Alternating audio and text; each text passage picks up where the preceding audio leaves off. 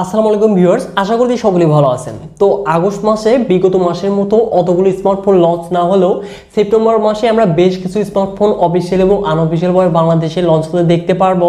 তো বিশেষ করে Xiaomi কিন্তু অনেকগুলো স্মার্টফোন আমরা অফিসিয়াল এবং আনঅফিসিয়ালভাবে দেখতে পারবো। তো প্রথমেই আজকের এই ভিডিওতে আমরা Xiaomi স্মার্টফোনগুলো নিয়ে কথা বলবো। তো প্রথমে যদি Xiaomi-তে আসি, তো Xiaomi 12T সিরিজটা, তো Xiaomi 12T সিরিজে আমরা দেখতে পারবো অ্যামোলেড ডিসপ্লে প্যানেলের সাথে 8+ Gen 1 চিপসেট থাকছে এবং লাইকার ক্যামেরা দেখতে পারবো।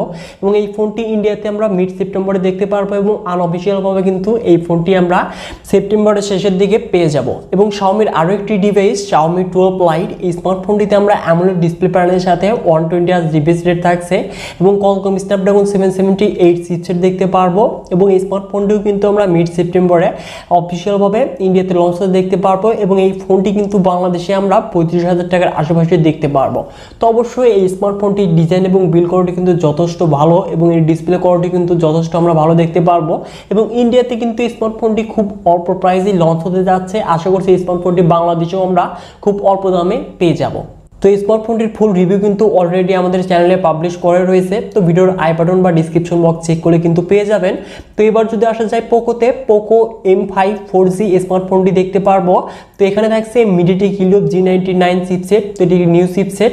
তো এই চিপসেট দিয়ে এই স্মার্টফোনটিও আসতে যাচ্ছে। এবং Redmi Note 12 সিরিজটা আমরা সেপ্টেম্বরের শেষের দিকে এই স্মার্টফোনটির ফুল স্পেসিফিকেশন সহ ইন্ডিয়াতে হয়তো লঞ্চ হতে দেখতে পেতে পারি। এবং Redmi Note 11 AC, যেটি কিনা সদ্য ইন্ডিয়াতে লঞ্চ করা হয়েছে। তো এই স্মার্টফোনটি কিন্তু বাংলাদেশে অফিসিয়ালভাবে আসার অনেকটাই সম্ভাবনা রয়েছে। তো এই ফোনটি Redmi Note 10S নামে লঞ্চ হয়ে যাওয়া বিগত বছরের স্মার্টফোনটি শুধুমাত্র নামটা রিব্র্যান্ডেড হয়ে, মানে সকল ফিচার সিমিলারই থাকতে যাচ্ছে, শুধু নামটা তারা নতুন করে Redmi Note 11 AC নামে এসেছে। তো এই ফোনটিতে দেখতে পারবো আমরা MediaTek Helio G95 চিপসেট এবং ডিসপ্লেতে থাকছে সুপার অ্যামোলেড ডিসপ্লে প্যানেল।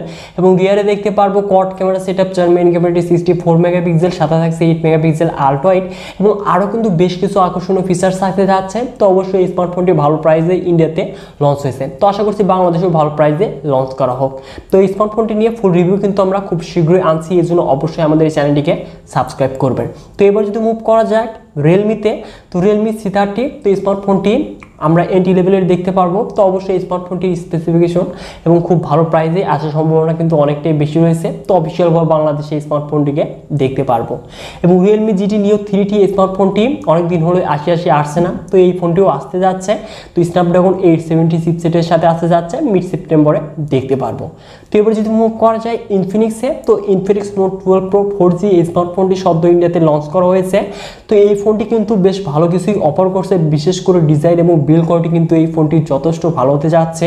এবং অ্যামোলেড ডিসপ্লে প্যানেল দেখতে পারবো এবং MediaTek Helio G99 চিপসেটের সাথে আসতে যাচ্ছে স্মার্টফোনটি। এবং রিয়ারে থাকছে 108 মেগাপিক্সেল ক্যামেরা। এবং এই ফোনটি কিন্তু অলরেডি লঞ্চ হয়ে গিয়েছে এবং এই ফোনটি আমরা 20 থেকে 22,000 টাকার আশেপাশে কিন্তু বাংলাদেশে অফিসিয়ালভাবে দেখতে পেতে পারি। এবং এই ফোনটির ফুল রিভিউ কিন্তু আমরা খুব শীঘ্রই আনতে যাচ্ছি। তো অবশ্যই আমাদের এই চ্যানেলটিকে ফলো করবেন। তো এবার যদি মুভ করা যায় আরেকটি দেশীয় ফোনে, তো Oppo A57 এই স্মার্টফোনটিকে কিন্তু আমরা 1 সেপ্টেম্বর অফিসিয়ালভাবে লঞ্চ হতে দেখতে পারবো এবং এই ফোনটি আমরা 20,000 টাকার নিচে দেখতে পারবো। তো অবশ্যই এই ফোনটির রিভিউ কিন্তু আমরা খুব শীঘ্রই আনতে যাচ্ছি। তো এবার যদি আসা যায় Moto S30 Ultra-তে, তো এখানে আমরা OLED ডিসপ্লে প্যানেল দেখতে পারবো, সাথে থাকছে 144Hz রিফ্রেশ রেট এবং Snapdragon 8+ Gen 1 চিপসেট দেখতে পারবো এবং রিয়ারে থাকছে 200 মেগাপিক্সেলের ক্যামেরা। এবং এই ফোনটি কিন্তু ইন্ডিয়াতে 8 সেপ্টেম্বর অফিসিয়ালভাবে লঞ্চ হতে দেখতে পারবো। তো এই ফোনটি কিন্তু আনঅফিসিয়ালভাবে এবং অফিসিয়ালভাবে হয়তো লেটে আমরা দেখতে পেতে পারি। তো এবার যদি আসা যায় Asus-এ, তো Asus ROG Ultimate Edition নামে একটি স্মার্টফোন দেখতে পারবো। তো 6 পোর্ট থেকে হয়তো আরও কিছু বেস্ট স্পেসিফিকেশন দিয়ে আসতে যাচ্ছে। তো হয়তো আমরা আরও বেশ কিছু ভালো ফিচার্স দেখতে পারবো। তো দেখা যাক, এই ফোনটিও কিন্তু সেপ্টেম্বরে দেখতে পারবো। তো এবার যদি মুভ করা যায় iPhone 14 সিরিজে, যেটি কিনা 7 সেপ্টেম্বর অফিসিয়ালভাবে লঞ্চ হতে যাচ্ছে। তো অবশ্যই এই সিরিজে আমরা iPhone 14, iPhone 14 Max, iPhone 14 Pro, iPhone 14 Pro Max এবং আইফোনের প্যাড কিন্তু দেখতে পাবো। তো অবশ্যই আইফোন লাভারদের জন্য কিন্তু 7 সেপ্টেম্বর সবচেয়ে স্পেশাল হতে যাচ্ছে। তো iPhone 14 সিরিজের রিভিউ কি আপনারা চান কিনা অবশ্যই কমেন্ট বক্সে কমেন্ট করতে পারেন। তো এবার যদি মুভ করা যায় OnePlus Nord 3, তো এটিও আসার অনেকটাই সম্ভাবনা রয়েছে এবং Vivo V25 সিরিজটা কিন্তু বাংলাদেশে অফিসিয়ালভাবে আসার সম্ভাবনাও কিন্তু অনেকটাই বেশি রয়েছে। সো ভিউয়ার্স, এই কিন্তু আজকের লিস্ট, মানে সেপ্টেম্বর মাসে কোন স্মার্টফোনগুলো আসতে যাচ্ছে। তো এই যে স্মার্টফোনগুলো নিয়ে আলোচনা করলাম, এই ফোনগুলোই কিন্তু আসার সম্ভাবনা অনেকটাই বেশি রয়েছে। তো এই কয়টি স্মার্টফোনের মাঝে আপনি কোন স্মার্টফোনগুলোর জন্য ওয়েট করবেন, অবশ্যই ভিডিওতে লাইক করে কমেন্ট করে জানিয়ে দিবেন। এবং এই ভিডিওটি যদি একটু ভালো লেগে থাকে তাহলে অবশ্যই আমাদের এই চ্যানেলটিকে সাবস্ক্রাইব করে হয়েছেন ফ্যামিলির একজন নতুন সদস্য।